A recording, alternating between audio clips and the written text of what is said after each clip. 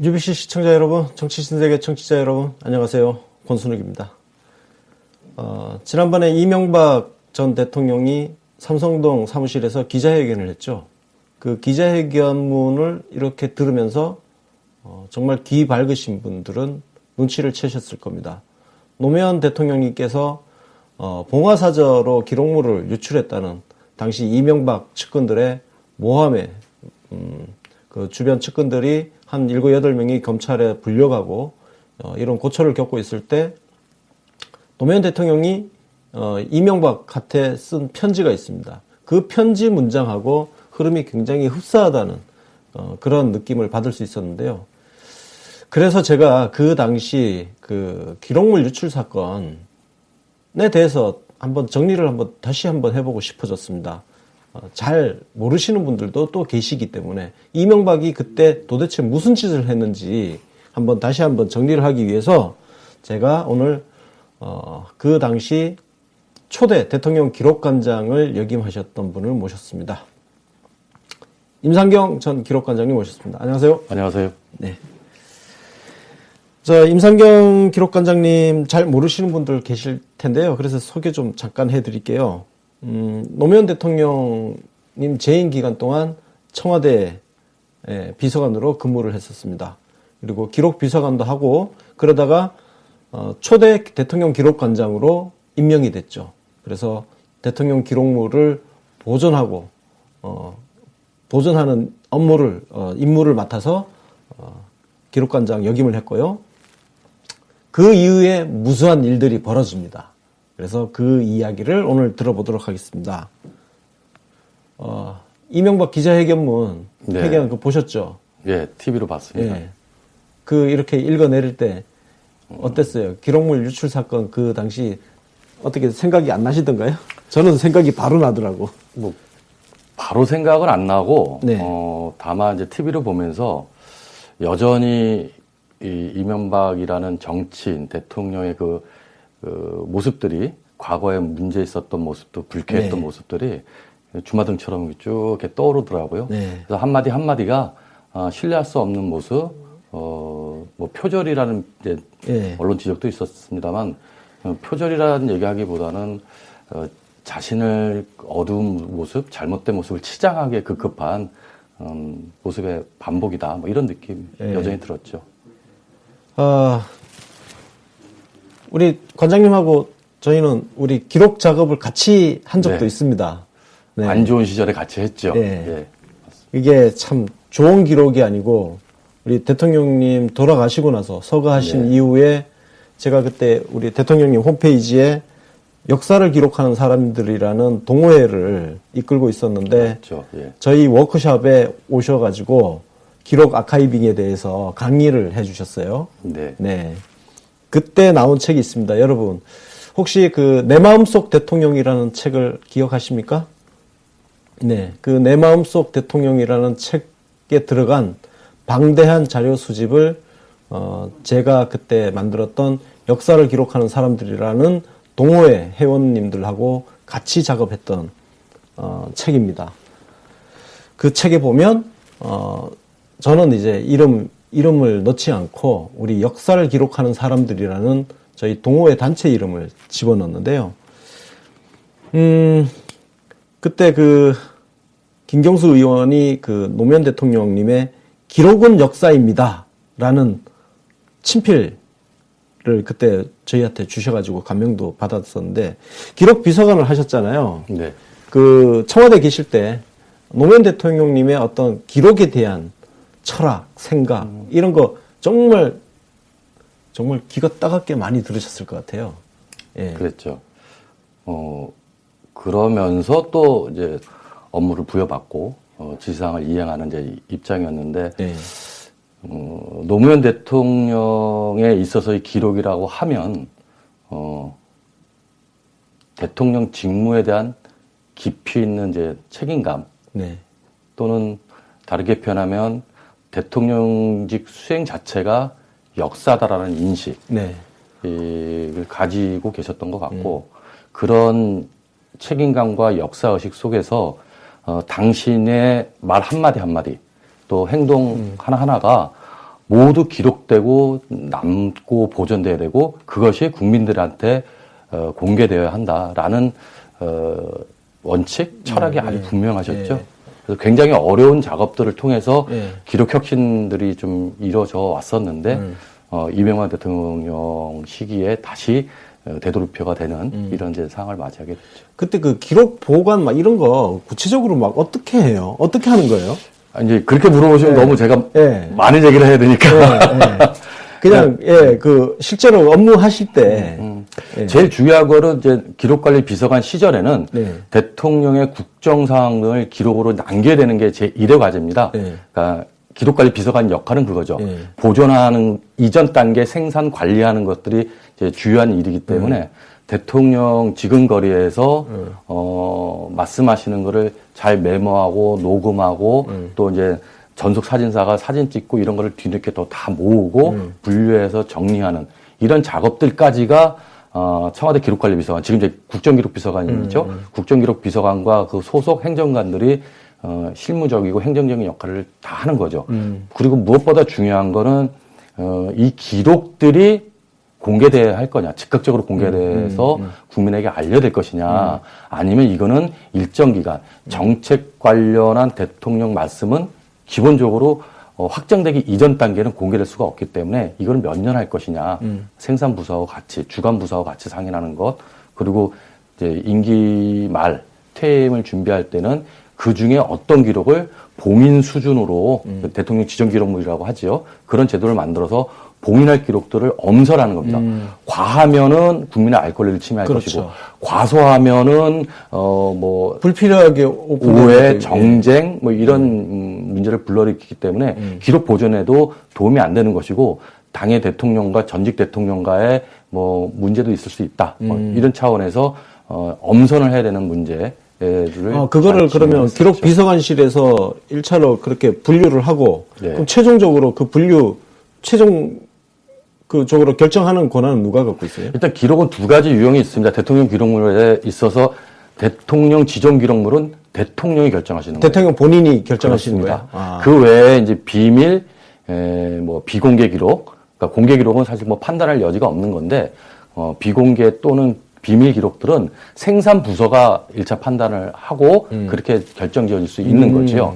다만 이제 그 사이에 기록관리 비서관실이 지정 기록물이 과하거나 과소하거나라는 부분에 대해서 검토해서 생산 부서와 논의하고 논의된 결과를 대통령한테 보고드렸을 때 대통령이 보시고 이거 잘했다라고 해서 지정 기록물 결정을 하시는 최종 마침표를 찍는 건 대통령이시고, 비공개 비밀 기록들은 생산 부서와 저희 이제 기록관리 비서관실과 상의해서 뭐 비공개 기록이라 할지라도 비공개로 보호할 기간을 조금 줄인다든가, 그렇죠. 뭐 이런 차원의 작업들이 그 서로 간에 소통과 토론 회의를 통해서 정리를 하고 그 다음에 이제 이관을 하는 이런 좀 기록이라는 게 사실 생산과 관리 보존하는 게 단순한 것 같지만 단순한 게 보여지는 영역들이 제3자가 10년, 20년 후에도 일목요연하게 파악할 수 있기 위해서는 많은 그 품들이 들어가는 이제 행정이라고 보시면 될 것 같아요. 제가 지금 건너뛰어서 결국 대통령이 그렇게 기록물을 지정을 한다 그러니까 황교안이 그냥 떠올라가지고요. 질러서 갈게요. 황교안이 뭐 싸그리 그때 그 기록물 지정해가지고 다 그냥 못 보게 했다는 이야기를 들었거든요. 네, 뭐 그렇죠. 그렇게 했죠. 그럼 방법이 없나요? 뭐 싸그리는 아니고 일부를 이제 지정 기록화해서 결정을 했는데 그 현행 법령상에는 권한 대행이 권한 대행 기간에 생산된 기록에 대한 지정 권한은 있을지언정 그 이전 대통령의 기록까지 생산주의 원칙의 근거에 따르면 대행이 그 이전 기록까지 지정할 권한은 법적으로 부여하고 있지 않습니다. 뭐 불비한 문제일 수는 있으나 대행이 그 이전 현직 대통령의 기록을 판단하고 결정할 수 있는 법적 근거도 없고 책임 또한 따르지 않기 때문에 국민의 알 거리를 굉장히 많이 제한했다라고 봐야 될 것 같습니다. 아니, 제가 지금 문득 그 말씀 들으니까, 그 이명박이나 박근혜 쪽에서는 찔리는 게 많으니까 이것저것 다 그냥 지정 연한을 막 길게 잡아가지고 봉인해버리는 그런 걸 했을 것 같은 생각이 들어요. 이명박 박근혜 대통령에 있어서 국민은 존재하지 않았기 때문에 예. 그런 정황들이 임기 초기부터 사실 많이 좀 우려가 됐었고 정황들도 좀 있었던 그리고 기록학계에서 계속적인 우려가 좀 있었죠. 대표적으로 좀 뒷단에서 얘기를 하시겠습니다만 봉화 기록이 원본이고 청와대 서버를 가져갔다는 등 하면서 비난과 도덕성의 흠집을 내면서 이런 일련의 파상적인 정치 공세라는 것은 있을 수도 없고 팩트도 아님에도 불구하고 계속 주의 주장하는 이런 모습들을 보면서 이명박 정부는 기록, 국정 기록이라는 것에 대한 가치, 국민 속에 존재해야 된다는 국정 기록이라는 가치에 대한 이해조차 하지 않았고 할 생각도 없었다라는 게 좀 분명하다고 저는 봅니다. 자, 그럼 그 얘기로 돌아가서 그때 이제 2007년 4월에 대통령 기록물 관리법이 만들어졌어요. 그리고 입법이 됐죠. 입법이 됐죠. 그리고 12월에 대통령 기록관장으로 임명이 됐잖아요. 그죠? 네. 이게 정권 말이었단 말이에요. 그렇습니다. 이명박 대통령이 당선된 직후죠. 자, 그래서 대통령님이 퇴임하신 이후에 그 사본을 봉화로 가져가셨단 말이에요. 네.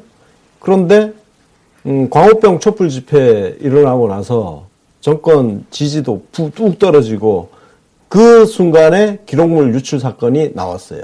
네. 그 타이밍에. 공개가 된 시점이 그 시점이죠. 그죠? 그 사건이 터질 때 그때 이제 청와대 발로 기사가 나왔단 말이에요. 그러니까 쉽게 해서 노무현 대통령이 그 국가 기록물을 봉화로 들고 갔다. 네. 이런 식으로. 마치 그래서 누가 들으면 진짜 기록물을 기록관으로 보내지 않고 진짜 들고 간 것처럼 처음에는 무슨 서류를 통째로 들고 간 것처럼 그렇게 나왔잖아요. 국가기밀 유출, 청와대 기록 서버를 봉화마을로 옮겨갔다. 그래서 청와대에는 기록이 없다. 기록이 하나도 없다. 참고할 기록이 없다. 국정 운영에 혼란스러울 수밖에 없는 상황을 맞이했다.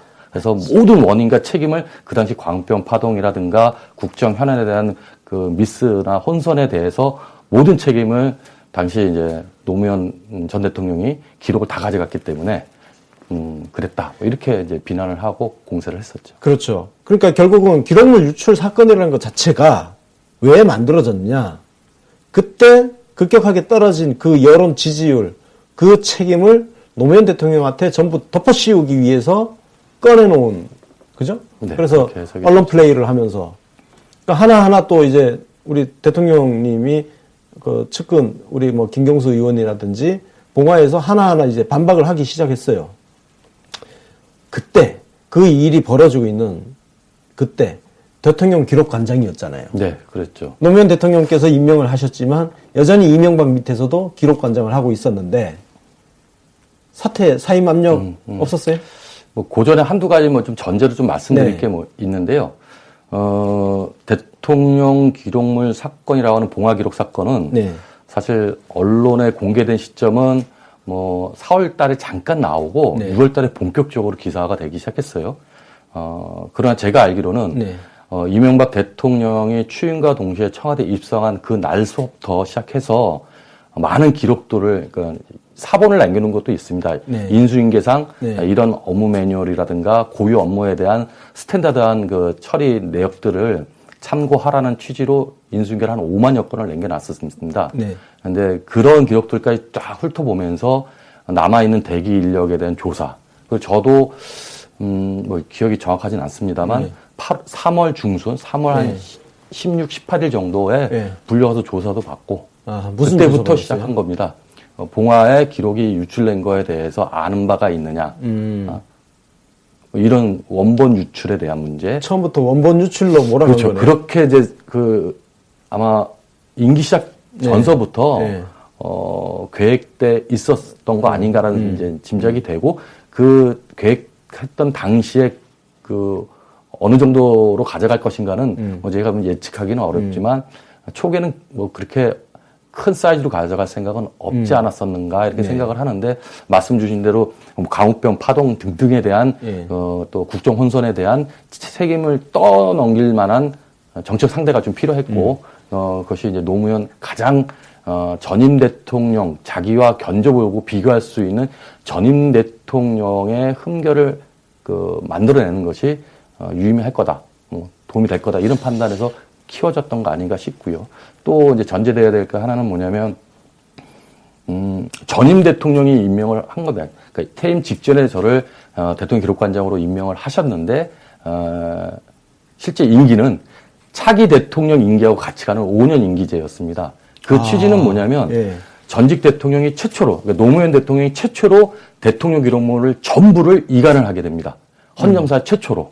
그 이전 대통령님은 자신의 기록이 사적 소유 대상이고 그래서 소유 기록이라고 생각을 했던 거에 반해서 노무현 대통령님은 대통령 기록물법을 통해서 대통령 기록이 가장 국정 운영의 핵심 기록이고 국가 소유를 천명하신 겁니다. 그러니까 대통령이라는 지위에서 받는 어떤 말과 행동뿐만 아니라 예를 들어서 뭐 어디 가서 상금을 수여했다. 그렇죠. 이것도 국가 소유라는 그렇죠. 거잖아요. 그죠? 네. 뭐 대표적으로 이명박은 어디 가서 상 받은 것을 자기 개인 돈으로 생각하고 사실상 횡령을 해버린 사건도 있고. 그렇게 되죠. 그리고 예를 들어서 어떤 선물을 받아도 이게 국가 소유로 들어간단 말이에요. 지금 그렇게 돼 있죠. 그렇죠. 선물을 받는 것도 이제 공직윤리. 그러니까 사적 소유가 될 수 없는 거죠. 대통령 그렇죠. 재임 기간 동안은. 그래서 5년이라는 시간은 차기 대통령과 함께 가면서 전직 대통령의 기록을 잘 정돈하고 그리고 최초이다 보니까 전직 대통령의 기록 열람에 대한 편의 체계를 환경을 구축하는 게 사례가 없다 보니까 그게 아주 급선무였죠. 그런 등등의 일들을 5년 동안 잘 수행하라. 차기 정부에서 수행하라는 게 대통령 기록법의 취지인 겁니다.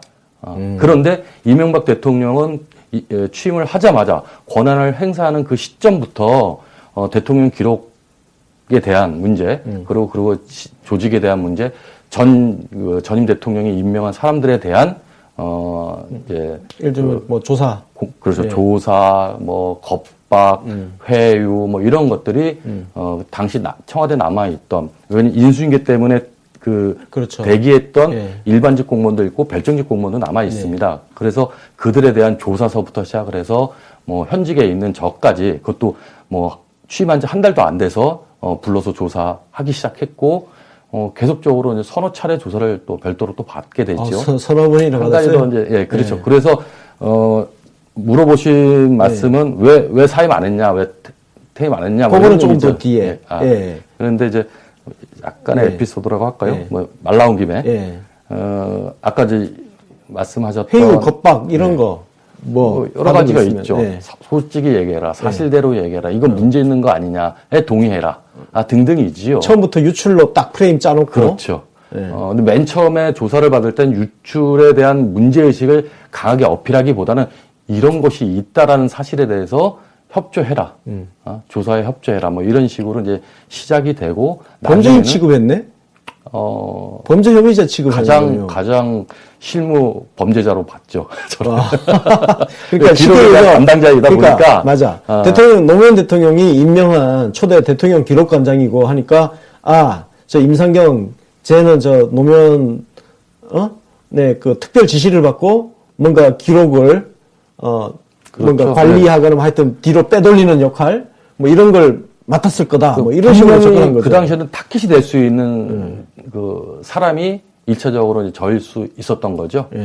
그래서 좀 강도 높은 조사도 좀 받았고 에피소드인지는 모르겠습니다만 대통령께서 기록을 돌려주겠다고 2008년 7월 16일 날에 서신을 공개적으로 발표를 했죠.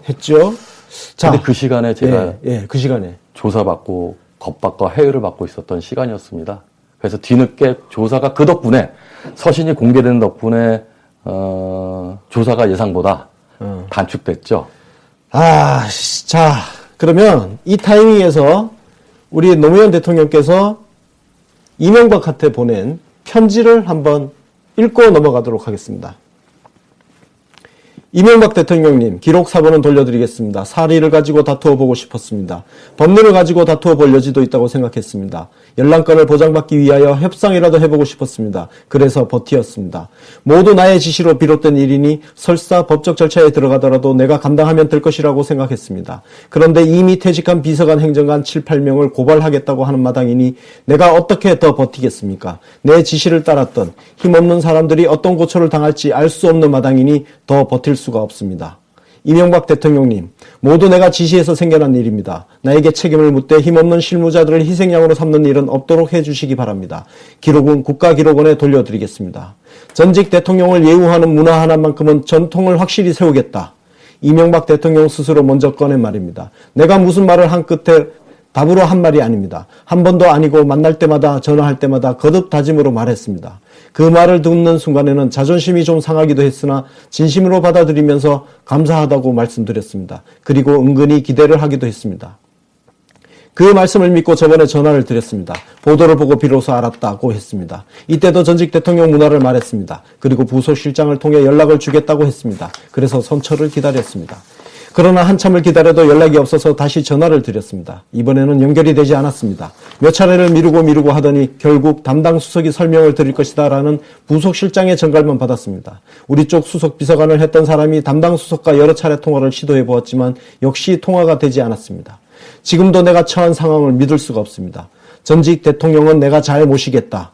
이 말이 아직도 귀에 생생한 만큼 지금의 궁색한 내 처지가 도저히 실감이 나지 않습니다. 내가 오해한 것 같습니다. 이명박 대통령을 오해해도 크게 오해한 것 같습니다. 이명박 대통령님, 가다듬고 다시 말씀드리겠습니다. 기록은 돌려드리겠습니다. 가지러 오겠다고 하면 그렇게 하겠습니다. 보내달라고 하면 그렇게 하겠습니다. 대통령 기록관장과 상의할 일이나 그 사람이 무슨 힘이 있습니까? 국가기록원장은 스스로 아무런 결정을 하지 못하는 것 같습니다. 결정을 못하는 수준이 아니라 본 것도 보았다고 말하지 못하고 해놓은 말도 뒤집어 버립니다. 그래서 이명박 대통령에게 상의 드리는 것입니다. 이명박 대통령님, 질문 하나 드리겠습니다. 기록을 보고 싶을 때마다 전직 대통령이 천리길을 달려 국가기록원으로 가야 합니까? 그렇게 하는 것이 정보화 시대에 맞는 열람의 방법입니까? 그렇게 하는 것이 전직 대통령 문화에 맞는 방법입니까? 이명박 대통령은 앞으로 그렇게 하실 것입니까? 적절한 서비스가 될 때까지 기록 사본을 내가 가지고 있으면 정말 큰일이 나는 것 맞습니까? 지금 대통령 기록관에는 서비스 준비가 잘 되고 있는 것으로 알고 있습니까? 언제쯤 서비스가 될 것인지 한번 확인해 보셨습니까? 내가 볼 수 있게 되어 있는 나의 국정기록을 내가 보는 것이 왜 그렇게 못마땅한 것입니까? 공작에는 발거나 정치를 모르는 참모들이 쓴 정치소설은 전혀 근거 없는 공상소설입니다. 그리고 그런 일이 기록에 달려있는 것은 더욱 아닙니다. 이명박 대통령님, 우리 경제가 진짜 위기라는 글들은 읽고 계신지요? 참여정부 시절에 경제를 파탄이라고 하던 사람들이 지금 이 위기를 어떻게 규정하고 있는지 모르지만 아무튼 지금은 대통령의 참모들이 전직 대통령과 정치 게임이나 하고 있을 때가 아니라는 사실 정도는 잘 알고 계시리라 믿습니다. 저는 두려운 마음으로 이 싸움에서 물러섭니다. 하나님께서 큰 지혜를 내리시기를 기원합니다. 2008년 7월 16일 16대 대통령 노무현. 저는 진짜 읽으면서 피가 다시 한번 거꾸로 솟습니다. 네. 이때, 이 대통령 기록물과 관련되어 있던 진짜 그 비서관들 8명이 검찰에 계속 불려가고 그랬죠. 예, 조사받고, 심지어는 이제 대통령 기록관에 진본이라고 하는 그 전직 대통령, 노무현 대통령 기록물 일체, 특히 전자기록물들이, 네. 압수수색을 당하게 되죠. 뭐 예를 들면 어떤 한 건에 대한 네. 어떤 한 정책에 대한 압수수색, 그러니까 대통령 기록법에 따르면 고등법원장의 영장에 의해서 열람할 수 있거든요. 검찰 조사상. 그런데 그때는 한두 건이 아니라 전자기록물 통째가 압수수색 대상이 돼서 검찰이 다 들여다볼 수 있는 이런 환경이 됐었던 상황이죠. 사실 그 사건을 보면 한 나라의 품격을 생각을 안 할 수가 없는 것 같아요. 그야말로 노무현 대통령이 편지에서 이렇게 말씀하셨지만, 공작에는 밝으나 정치를 모르는 참모들, 이렇게. 그래서 참모들이 쓴 정치 소설은 전혀 근거가 없는 공상소설입니다. 그러니까 그 당시 언론 보도를 통해서 나온 소설이 있었거든요. 그러니까 청와대에서 흘리는 것들이 이미 짜놓은 스토리를 만들어 놓고 그랬죠. 그 스토리를 하나하나 흘리면서 노무현 대통령께서 마치 진짜 국가 기록물을 훔쳐간 듯한 프레임으로 몰고 갔었잖아요. 그리고 예, 비서관들이 그 협조자들이 되는 거고. 그렇게 됐죠. 뭐 저는 사실 뭐 그 당시에 그 우익 진영의 뭐 시민단체에서도 네. 고발을 당했지만, 네. 저희 직속 상관이 이제 국가기록원장입니다. 예. 국가기록원장이 저를 비롯해서 관계자 8명을 또 고발하고 저는 직속 상관의 고발에 의해서 또 보직되기도 되는 뭐 이런 처지에 놓이면서 사실 국가기록원이 참여정부에 수혜받은 조직을 그렇죠. 고르러 한다면 수혜를 받은 조직을 고르러 한다면 대표적으로 국가기록원이 포함됩니다. 그렇죠. 그러니까 150명 규모에서 360명 정도 규모로 확대되고 그렇죠. 직급도 2, 3급 복수직에서 1급직으로 예. 확대되고 시설도 확충할 수 있는 재정도 뭐 예산 지원도 많이 해주는 그렇죠. 이런 형태로 수혜를 많이 받았던 국가기록원 뭐 수장서부터 해서 대부분의 전문가들이 노무현 대통령께서 기록의 소중함을 워낙 중요하게 그렇죠. 말씀을 하셨으니까 담당 그 부처 그리고 그 사람들 막 여기에 확확 밀어준 거 아닙니까? 그렇습니다. 그리고 뭐 그 이후에는 모르겠습니다만 제가 2008년 대통령 기록관장으로 재임할 당시 국가기록사무가 분장이 된 시점이 한 63년인 거예요.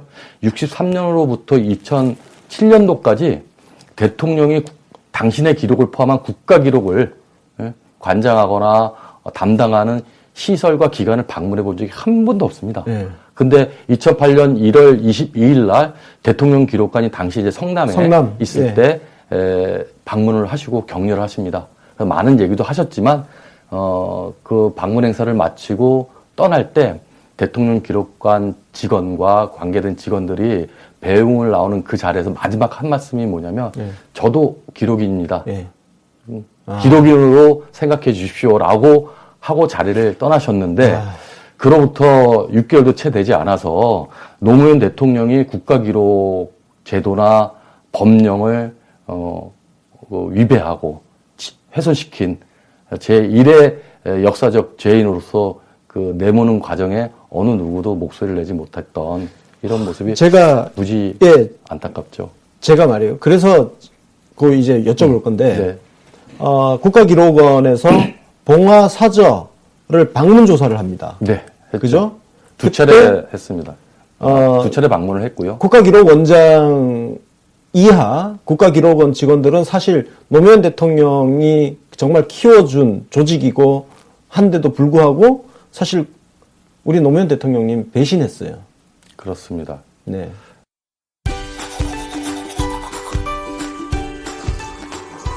여보, 치약에 대한 2가지 착각이 있는데 알아? 치약에 대한 2가지 착각? 첫째, 거품이 많이 나야 잘 닦인 것 같다. 둘째, 매운맛이 나야 잘 닦인 것 같다. 그럼 거품 나고 매워야 잘 닦이는 게 아니라고? 당연히 아니지. 한 치약회사가 합성 계면 활성제를 빼서 출시했더니 거품과 매운맛이 없어진 후 매출이 확 줄더라는 거야. 오히려 합성 계면 활성제는 치아 건강과 입냄새에 안 좋은데 말이지. 야, 완전 속았네. 그럼 무슨 치약을 쓰냐? 파인프라 치약. 파인프라 치약. 합성 계면 활성제는 물론 에탄올, 사카린, 인공향, 타르, 파라벤, 그리고 가습기 성분으로 논란됐던 CMIT, MIT도 뺐대. 나쁜 건 다 뺐어? 그럼 뭐가 좋은데? 특허 2건에 기이한 고유한 기술로 프라그 제거와 시린이, 구취에서 탁월한 효과를 준대. 그럼 사줘.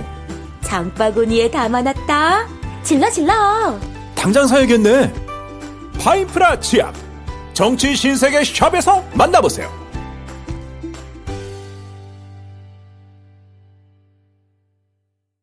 이 자리에서 참 한 10여 년 된 거죠. 10여 년 된 건데 그때 현장 조사에 제 수장으로 갔던 분이 당시 안전행정부였죠. 지금은 네. 행정안전부지만 안전행정부 차관이 김용호 차관이 수장이었고 좀 전에 말씀드렸던 정진철 국가기록원장이 실무 총괄을 했었고, 그랬죠. 그리고 국가기록원에 이제 뭐 부장급, 팀장급 뭐 이렇게 갔었고, 저 또한 반드시 저는 가야겠다 해서 현장 조사에 합류해서 1차 방문에 같이 갔었죠. 현장 조사 제가 그때 이제 저는 그 돌아가는 내막을 정확하게 모르는 상황에서 우리 임상경 관장님께서 현장 조사에 딱 나타나는 거를 보고 저 사람이 왜 여기 나타나는 거야?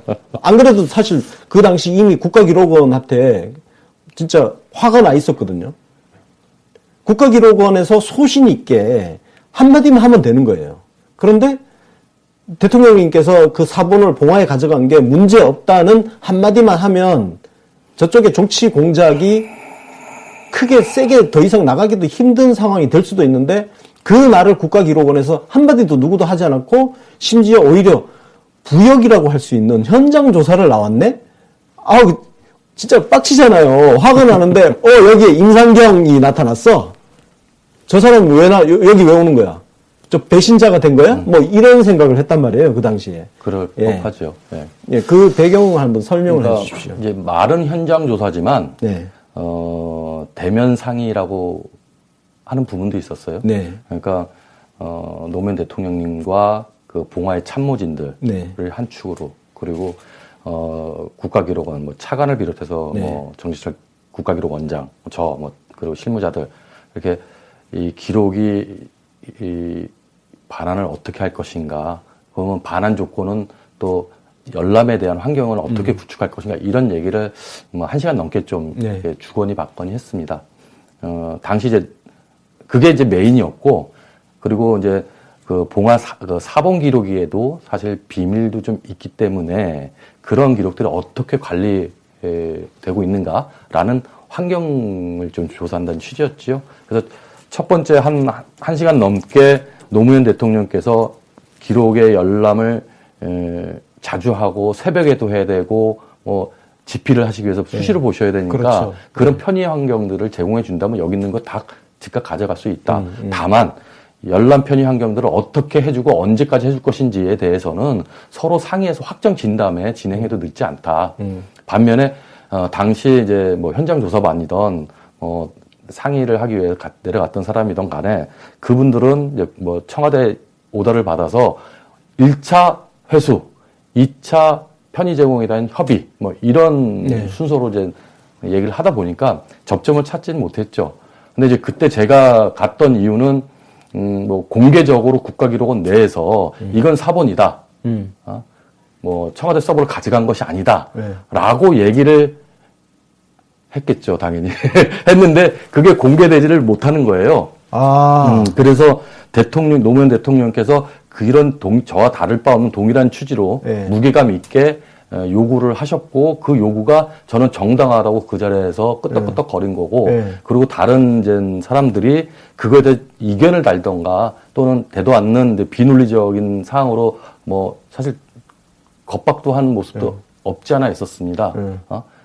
기록에 대한 관리를 이렇게 해도 되겠느냐라는 문제 제기, 되도 않는 문제 제기도 좀 있었고요. 그런 거에 대해서 이렇게 좀 누를 수 있는 사람이 당시에는 제가 유일했던 것 같습니다. 그래서 그러니까 그런 역할들도 저는 현장 조사 당일날 함께하지 않으면 그 역할을 할 사람이 아무도 없었기 때문에 쉽게 얘기해서 이거네요. 현장 조사를 국가기록원 맡길 수가 없다는 겁니다. 전적으로 맡길 수 없다. 그래서 나라도 같이 가야 된다. 가서 다른 목소리를 내야 되겠다. 다른 목소리가 그러니까 잘못된 목소리가 나오지 않게끔 있는 것 자체가 그 국가기록원 이제 실무자들한테도 압박이 될 수 있다. 압박이 되는 거예요. 그러니까 그렇죠. 우리 임상경 관장님이 거기 앉아 있는 것 자체로도 다른 국가기록원 직원들한테는 압박이 되는 거죠. 그렇죠. 그러니까 헛소리를 안 하게 되는. 2004년부터 2008년 그때까지 국가기록원 직원들하고 많은 일들을 했습니다. 뭐 국가기록 혁신, 또 대통령 기록에 대한 뭐 제도 마련, 뭐 이런 것들 때문에 서로 좀 임의로운 부분이 있죠. 근데 그 자리에 제가 있다라는 것 자체가 저는 뭐 다른 분들 또 특히 봉화 식구들은 어떻게 생각하셨는지 모르지만 저는 그 자리에 있는 것 자체가 역할이고 의미 있는 것이다. 자, 일종의 악역을 한 거예요. 그죠? 겉으로, 왜냐면은 겉보기에는 제가 아까 말씀드렸다시피 저 사람이 왜 현장 수사 왜 따라와? 100% 그렇게 보실 수 있죠. 저 배신자. 그죠? 섣부르게 판단을 하면 배신자로 판단을 할 수도 있단 말이에요. 그러면 그 당시에 그 청와대 같이 근무했던 분들이라든지 봉화에 계셨던 다른 참모들 같은 경우 혹시 우리 임 관장님에 대해서 그런 어떤 오해 같은 거는 없었나요? 뭐 그때 그 사건과 관련해서 충분히 실시간으로 네. 공유할 수 있는 환경이 아니었지 않습니까? 그렇겠죠. 아무래도 뭐. 그래서 그 섭섭함들은 네. 끝간데 없이 높았을 것 같고요. 네. 한편으로 또 위로도 좀 일부 받기는 했습니다. 혼자 거기서 몇 단섬에서 총알바지 하는 거에 대해서 그나마 잘 버텨야 된다라는 위로도 좀 있었습니다만 조금 떨어져 있는 이제 당시 동료들, 청와대 같이 생활했던 동료들이 보시기에는 섭섭함을 넘어서서 분노, 네. 비난, 뭐 배신감, 뭐 이런 것들이 측량할 수 없을 정도에 높았지 않았을까 싶어요. 예, 그랬을 겁니다. 왜냐면 저도 사실 그때는 저 배신자다라고 생각을 했었습니다. 예, 잘 몰랐어요. 그런데 예를 들어서 뭐 정현주 KBS 사장님 같은 경우도 그분 끝까지 버텼거든요. 예? 그렇죠. 근데 이렇게 돌아보면 전현철 감사원장은 스스로 그냥 결국은 물러나 버렸어요. 그렇죠. 그러면 그분도 사실 정현주 사장님처럼 끝까지 버텼어야 한다. 지금 돌아보니까 왜 그렇게 쉽게 다 물러났나? 예? 대통령이 임명하신 분들은 임기가 있기 때문에 임기 있는 사람들은 끝까지 버텨서 명분을 더 축적하고, 그래서 정현주 사장님은 부당한 해임 소송 결국 이겼지 않습니까? 이겼죠. 예. 근데 스스로 물러나 버리면 이명박 일당의 그런 부당한 행위를 고발을 못 하잖아요. 고발을 못하는 것도 못하는, 제가 볼 때는 전주철 감사원장님은 본인만이 아니라 조직에 많은 부담을 주면서 사퇴 압력이 있었던 거 아니겠는가. 대부분 이제 그런 형태로 좀 많이 가거든요. 그러다 보니까 조직에 누가 되거나 조직이 힘들어진다라는 이런 부담감을 가중하다 보면 임기가 있는 이제 기관장들은 결국 임기를 채우지 못하고 물러나게 되는 경우가 하나 있고, 또 KBS 사장님이나 저처럼 어떤 형태로든 간에 직권 면직을 시키는 거죠. 고발을, 그러니까 저도 비슷합니다. KBS 사장님과 똑같이 고발을 하고, 뭐 저는 기소유예 처분을 받았는데 형사적 처벌은 면했으나 죄는 있으나 처벌하지 않는 게 기소유예라고 한다면 무슨 혐의로 고소하는 거예요? 공화 기록의 유출 공범으로? 공범이고 주범으로 해석이 돼서 고발되고 기소유예를 받았죠. 그것도 대통령이 돌아가신 지 서거하신 지 한 5개월 후에 그런 이제 결정이 되고, 그것과 별개로 행사처벌을 행정처벌을 받는 거죠. 형사처벌은 유예됐지만 기소유예 받았지만 행정처벌을 위해서 징계를 소집해서 직무를 하기에 마땅치 않은 직무와 관련해서 죄가 있다라는 판단. 그래서 행정적으로 직권면직을 당시 이명박 대통령이 상신하고 이명박 대통령이 공문에 직권면직에 사인해서 제가 이명박에 의해서 잘린 거네요. 그렇죠. 그게 그러면 2009년 한 12월 말 정도 됩니다. 아마 그게 그 정도 될 겁니다. 네.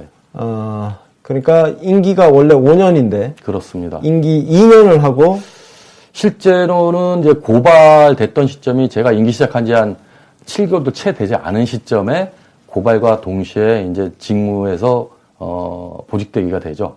그러니까 직위해제가 되는 거죠, 직위. 그래서 보직대기 상태에서 놀고 있는 상태에서 대통령 서거를 맞이했고, 기소유예 처분을 받은 직후 행정 징계에서 소명의 기회를 전혀 주지 않은 속에서 직권 면직 처분으로 면직 처리를 했죠.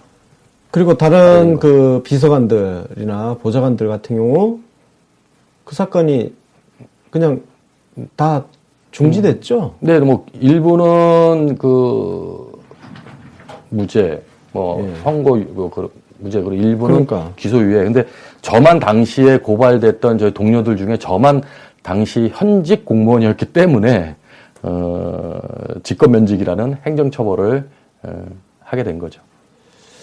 아, 진짜 말도 안 되는 사건이 사건으로 만들어지고 무수한 고초를 겪고 대통령님이 그런 편지를 쓰게 되고 생각할수록 참 어처구니가 없는 일들이 정말 벌어졌던 야만의 시절이었는데 그렇죠. 야만이 많네요.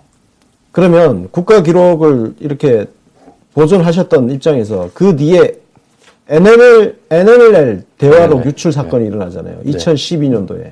그렇죠. 대선 때부터 시작이 된 거죠. 어떻게 보세요? 그 기록을 담당하셨던 입장에서 그 유출 경로가 도대체 어떻게 될까요? 글쎄요, 그거는 한 건 한 건에 대해서 지금은 다 좀 정리가 다 돼 있습니다. 근데 그 당시나 13년도까지만 해도 대통령 기록관에 정상적으로 이관했다라고 판단했었으나 대통령님께서 그 당시에 그 기록만 차기 정부에도 좀 쉽게 수월하게 볼 수 있도록 국정원의 기록으로 넘겨준 거거든요. 왜냐면 이제 남북 정상회담을 주도했던 기관이 국정원이었기 때문에 국정원이 생산한 기록으로서 이렇게 의제시켜가지고 하신 건데, 그 대통령께서 국정 판단을 하신 거니까 그건 존중해야 되는 것이고요. 다만 이제 그런 내용들을 당시 기록관리 비서관, 대통령 기록관장이 전달받지 못한 상태에서 12년, 14년도에 이제 잘 대응을 못한 부분은 있습니다만 이게 정상 간의 그 기록입니다. 그렇죠. 외교 정상 간의 기록이라고 한다면 상대가 있기 때문에 이거는 지정 기록물과 같은 수준의 봉인 대상으로서 보존을 해야지 정쟁의 대상으로 끌어내거나 활용하거나 아까 말씀하신 국격이 떨어지는 것이고요. 그런 행위를 서슴없이 했던 12년 대선 정국에서의 지금의 한국당 전신 그런 분들이 역사에 큰 죄를 졌다고 저는 생각을 합니다. 아니 솔직히 말해서 진짜 그 NLL 대화록 같은 경우는요 진짜 심각한 사안이에요. 왜냐면은 아니 어느 나라가 이제 우리나라하고 대화를 하겠습니까? 대화할 때 나중에 저렇게 까지네? 그렇죠. 오픈되네? 아니 그러면 정상회담 같은 걸 할 때 오픈을 하는 것도 굉장히 많은데 그러면 그걸 어떻게 믿고 이야기를 하겠어요? 거기다가 또 왜곡도 한 거 아닙니까? 요약본이 유출되면서 요약본을 적극적으로 유출시키고 활용시키면서 노무현 대통령께서 NLL을 포기하는 발언이 있는 것인 양 요약을 왜곡해가지고 유포시키는 굉장히 아주 악의적인 정치 행태의 아주 전형인 것 같아요. 그래서 그거는 더 이상 이후 그런 모습들이 이 땅에 발을 디딜 수 없도록 근절을 해야 된다고 저는 생각하고요. 그거에 대한 지금 조사가 좀 진행되고 있는 것 같은데 발본색원에서 책임을 물어야 될 부분이다라고 생각합니다.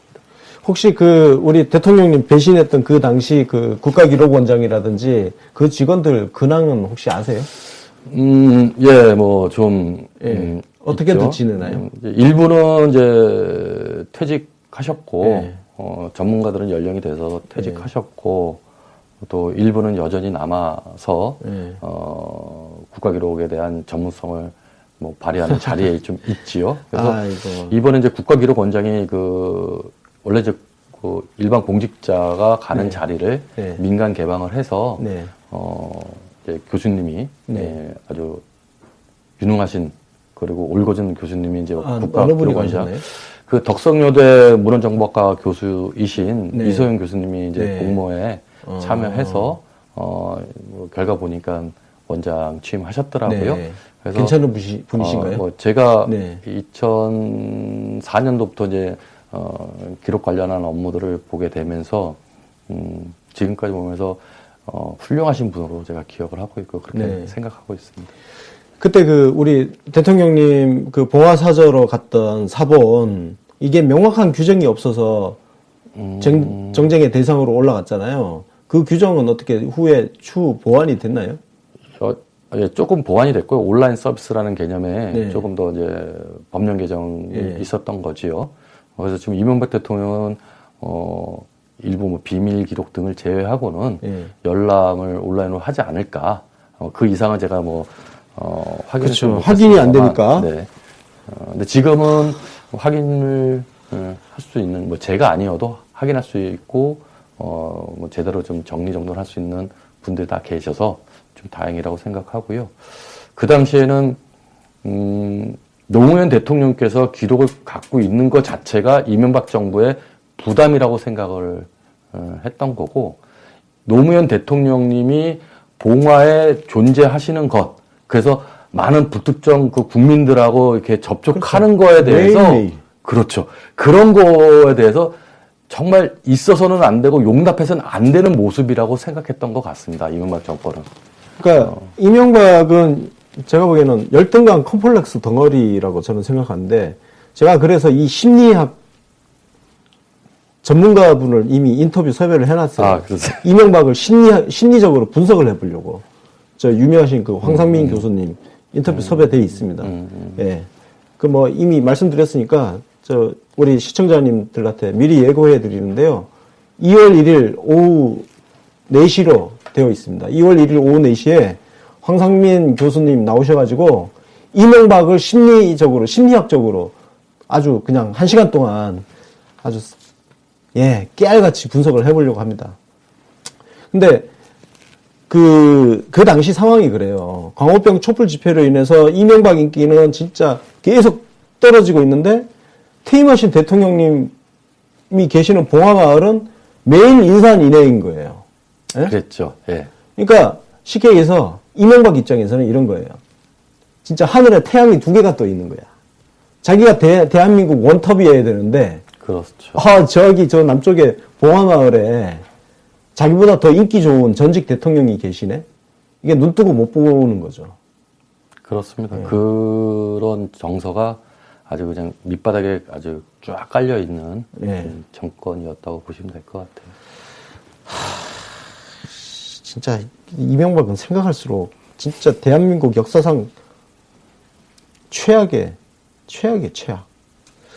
자, 우리 초대 대통령 기록관장을 지내시고 했는데, 자, 지난 9년 동안의 그 기록이라는 거, 대통령 기록이라는 거,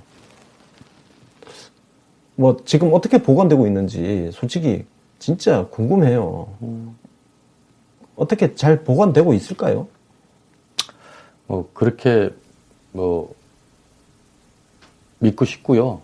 그 국가기록원이나 대통령 기록관에 사실 그 실무자들은 원칙과 기준에 근거해서 전 열심히 잘 하고 있을 거라고 저는 봅니다. 너무 선의로 보시는 거 아니에요? 아니요, 그렇진 않습니다. 그러니까 실무자들은 외풍에 시달리고 말고 할 수 있는 위치가 아니지 않습니까?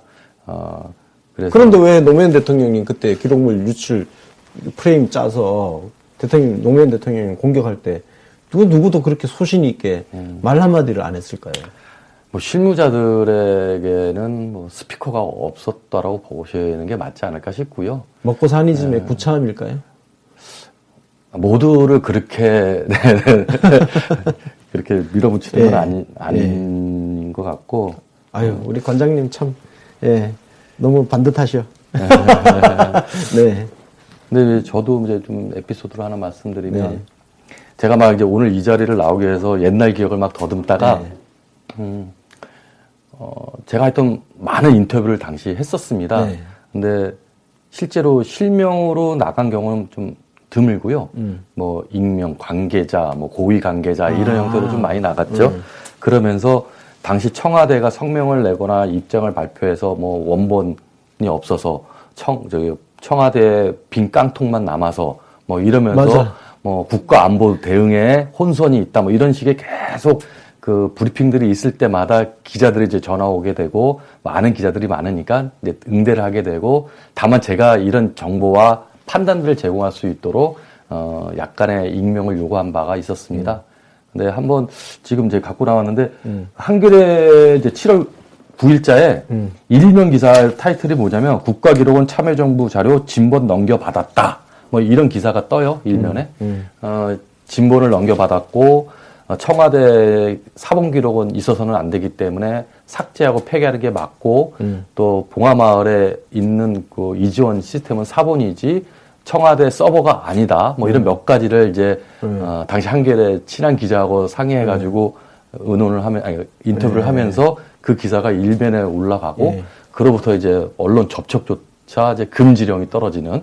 또 조사를 했겠지 뭐. 이거 누가 또 이거 뻔하죠. 이게 누가 했다는 건 다 알아요. 비록 제 이름은 드러나지 않았으나 그래서 그 다음날 바로 청와대 지시로 금지령이 떨어집니다. 그로부터 한 3일 있다가 KBS로부터 취재 요청이 들어왔는데 저는 대상자가 아닌데 국가기록원장이 너가 해라라는 이제 지시가 있어요. 그래서 그때 딱 한 번 더 했습니다. 근데 그게 아주 의도된 거죠. KBS의 전화상 인터뷰를 녹음 자료로 이제 방송을 했는데 그때 청와대 봉화마을에 내려간 기록은 원본이죠. 아니 그건 원본이 아닙니다. 그건 사본입니다. 원본은 대통령 기록관에 아주 봉인된 환경에서 잘 관리하고 있습니다. 라는 워딩을 했는데 기자는 마지막 마무리 멘트를 그래서 봉화기록은 문제가 있는 겁니다. 라는 식으로 기사 종료를 시키더라고요. 그래서 그리고 봉화에서 지인들이 전화해서 아니 인터뷰 내용하고 기자의 워딩하고 왜 이렇게 180도 다르냐 웃지 못하겠다 뭐 이런 뭐 웃지 못할 일도 좀 있었고요. 진짜 작정하고 이렇게 프레임을 짜는 그 기자 대단하다. 그렇죠. 조 모시기 기자였는데 지금도 있나 모르겠습니다. 그 기자 저랑 법조 출입 같이 했던 기자인 것 같습니다. 아, 그래요? 네. 자주 봤던 것 같은데. 네. 그 당시에 그 동아일보가 이 기록 유출 사건을 정말 열심히 기사를 썼었어요. 예? 이동관이 동아일보 출신이고. 네. 근데 그 당시 그 우리 대통령님을 괴롭히던 기사를 정말 열심히 쓰던 기자 출신이 지금 청와대 들어가 있습니다. 지금요? 혹시 모르셨어요? 거기도 조모예요. 예. 네? 거기 지금 청와대 가서 기록 비서관 하고 있죠. 저 사실 개인적으로 정말 마음에 안 듭니다. 저는 90년대 말에 친했는데 그분하고 우리 대통령 괴롭히던 그런 기사를 쓰던 사람이 어떤 경로를 통해서 어떻게 해서 거기에 들어갔을까? 우리 문재인 대통령께서 다 파악을 하고 하셨을까? 왠지 그건 아닌 것 같다. 사실 제가 이런 말 할 처지는 아니지만 다양한 활동과 열심히 보이지 않는 곳에서 또 활동했다라고 좀 미뤄 짐작되지 않을까 싶네요. 그 뒤에 어떤 변화가 있었는지 긍정적으로 바뀌는 그런 게 있었는지는 모르겠습니다만 제가 그런 거 안 좋은 기억은 제가 요즘 정말 잘 잊어먹거든요. 이것저것. 근데 그런 안 좋은 우리 노무현 대통령님과 관련된 안 좋은 거는 안 잊어버려요. 그 뒤끝이 제가 아주 셉니다. 뒤끝이. 예. 여러분들 누구인지 궁금하시죠? 근데 제가 이미 말씀드린 힌트 다 드렸습니다. 이거 검색하면 금방 찾을 수 있습니다. 제가 성까지 이야기했고 출신 언론사도 이야기했고 직책도 이야기했고 다 나온 거예요, 사실은. 그냥 어쨌든 우리 문재인 대통령님 밑에서 열심히 일을 잘하고 충성을 다하면 그걸로 일단 눈 감아 줄 수 있다. 그러나 조금이라도 헛발질 좀 한다 그러면 가루가 되는 거죠. 그때는. 네. 그냥 그 순간 저의 그냥 적이 되는 겁니다. 네. 오늘 저는 사실 노무현 대통령님 이야기 나오면 분노 조절 장애가 좀 있어가지고요. 말이 좀 험해지고 그렇습니다. 양해 좀 부탁드리겠습니다. 저는 조금만 조절할 수 있는 능력이 있네요. 상대적으로 조금만 더 조절이 가능한 것 같아요. 네. 자, 우리 기록물에 대한 중요성을 사실 많은 분들이 노무현 대통령 덕분에 좀 인식을 하게 되는, 그렇게 됐는데, 초대 대통령 기록관장을 했던, 입장에서, 어떤 역사의 기록물에 대한, 대통령 기록물에 대한 한번 마지막으로 우리 시청자분들, 청취자분들한테 예, 한번 드리고 싶은 말씀 네. 좀. 예. 좀 가벼운 얘기인지는 모르겠지만 그렇게 좀 시작을 해볼까 합니다. 노무현 대통령님께서 퇴임하시면서 봉화기록 사건이라는 것을 통해서 기록이라는 것이 국민에게 무엇인가 알게 되고 알려지게 됐습니다. 그러나 한편으로는 이명박 대통령의 공헌일 수는 있는데요. 검찰도 그랬고 기자들도 그랬고 대통령 기록물이 왜 소중하고 어떻게 관리되고 있고 관리되어야 하는가에 대해서 또 보존되어야 하는가에 대해서 제대로 이해를 못했던 분들이 이해할 수 있는 계기가 됐다는 것은 전 중대한 그 의미가 있다라고 봅니다. 한 가지 더 말씀드리고 싶은 거는 노무현 대통령께서 과연 그런 정쟁의 도구로 대통령 기록물이 활용될 거라는 걸 모르셨을 거라고 전 생각하지 않습니다. 충분히 예측하셨다라고 저는 보고요. 저 또한 그렇게 심하게까지 한 대통령이 전직 대통령을 몰아세울 것인가, 기록을 매개로 해서 그럴 수 있겠는가라는 좀 안도감을 갖고 좀 쉽게 생각한 구석이 있었습니다만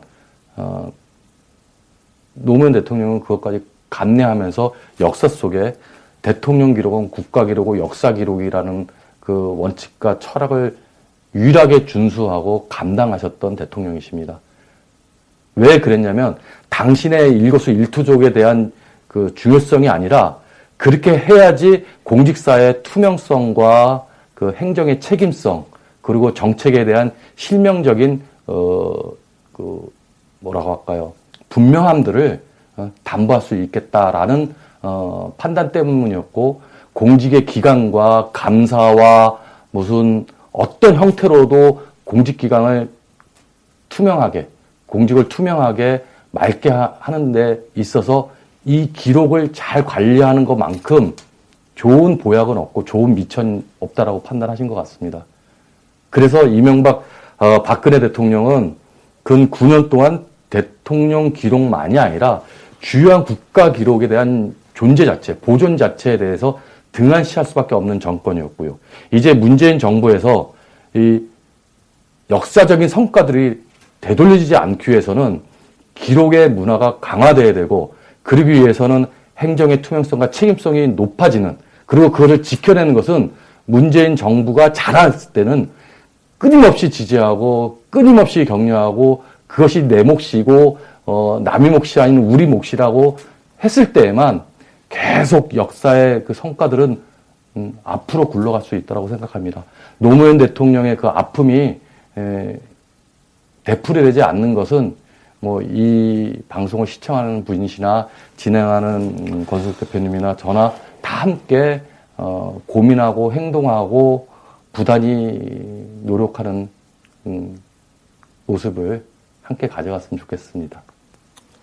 너무 무거웠나요? 네, 아니 말씀 너무 너무 좋았습니다. 마무리 발언 멘트로 진짜 너무 잘 들었습니다. 저도 여러분들 지금 뭐 조영우 기록비서관 이야기 뭐 이미 이제 아시는데 일단 우리 문재인 대통령님한테 충성을 다하면 그걸로 일단 괜찮습니다.